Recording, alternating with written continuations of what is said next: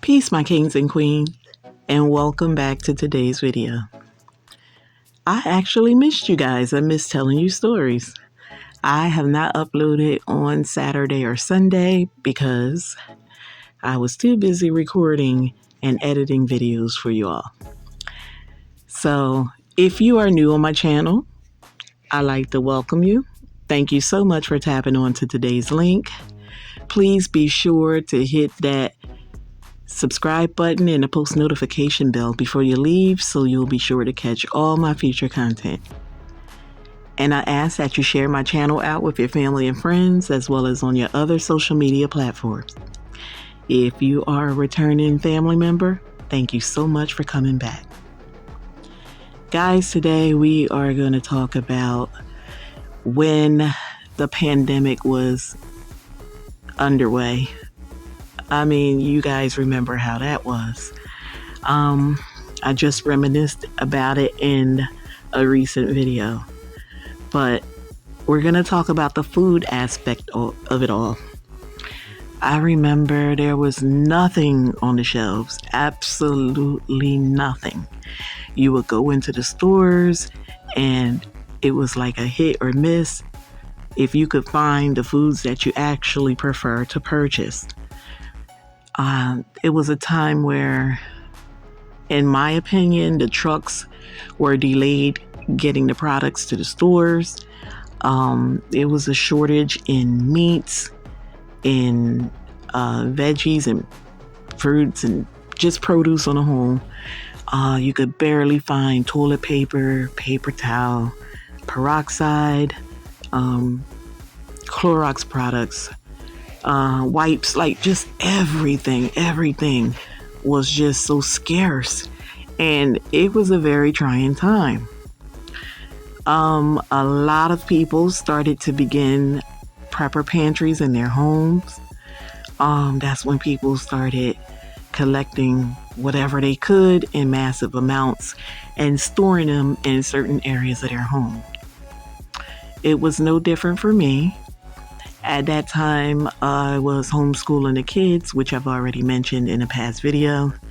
I used to have to go over to the schools, which we were scheduled to do once a week on a certain day, and we can pick up the meals that they were missing from schools.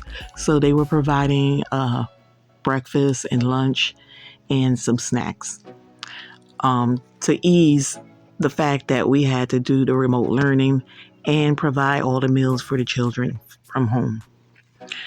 I remember it so clearly because we were running very, very low. I used to pick up some family members and a family friend, and because I had the van, and we would all go shopping. We would arrange and go shopping together and just gather everything that we could. We would go to meat markets. We would try to do a big circle. So we would go to meat markets. We would go to Sam's Club. And then we would try to hit up like Walmart and Aldi. It was a lot.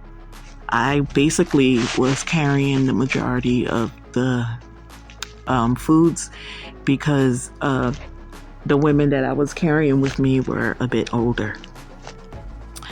So I started forming a prepper pantry out of a coat closet that's located right next to my front door. That's what I was putting foods that I would pick up in excess. I also have 2 pantries up in my kitchen area, and so I rearranged everything, and I even heavily stocked those pantries as well. In addition to that, I had picked up some storage containers on wheels that I could slide right under my bed, and I was storing things under there and other pieces of furniture as well, like my armoire in my bedroom that has opening at the bottom. So I was making sure that I had massive amounts of foods in this house because I had the 4 kids and I was still going out to work because I was an essential worker, and I just wanted to make sure that we had everything we needed on hand. Guys, I stocked up that extra coat closet by the front door, And I'm telling you, that was majority canned goods, like pancake mix and waffle mix, and um, a lot of sauces, like red sauces, white sauces, different things like that. Sodas in abundance, and juice boxes for the kids, and you name it, we had it in that closet as well as the other pantries in their snack closets.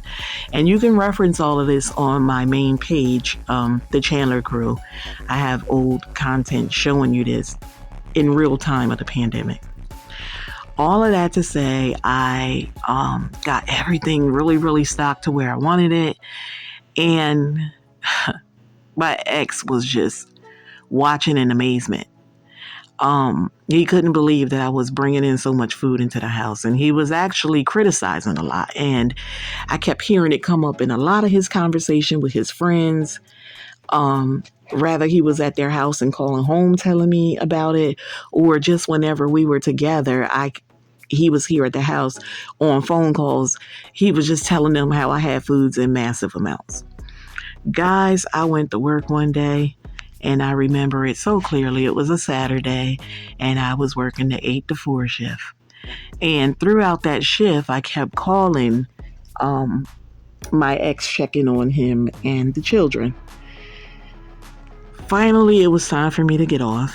And I'm telling you guys, I was dead tired. And I was just thinking on my ride home, like, maybe I should stop and grab the kids a bite to eat, because I am just way too tired to cook today. And keep in mind, I had to cook breakfast and lunch over at the job because I worked that 8 to 4 shift. So I'll pull up to the house and I sit outside in the car and I do my prayer, because I always say a prayer when I reach my destination.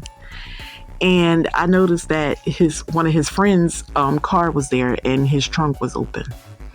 I saw a lot of boxes, but I didn't think anything of it. I thought maybe he was bringing some things to us. What else would I be thinking, right? So I come in the house and I go straight in my bedroom, and I can hear their voices upstairs. So I greeted the guy, and I was on a phone call with a family member. I look out of the bedroom door and I see my ex carrying boxes of canned items outside. And I'm like, okay, so is that what they were doing with his trunk? So quickly, I threw something on because I started to get undressed to get my shower, and I went upstairs. Would you guys believe that he was packing up my canned goods and other food items, non-perishables, and giving them to his friend, and they were going to put them in a barrel and ship them back to Nigeria? Guys, I was flabbergasted. And you guys know, I can't believe that this guy decided he wanted to be the Good Samaritan. And if you want to, good, fine, that's on you. Donate some money or something like that. Not my stuff. So now, not only am I feeding you, I'm feeding your whole tribe back at home. And I go upstairs to look and see what was left.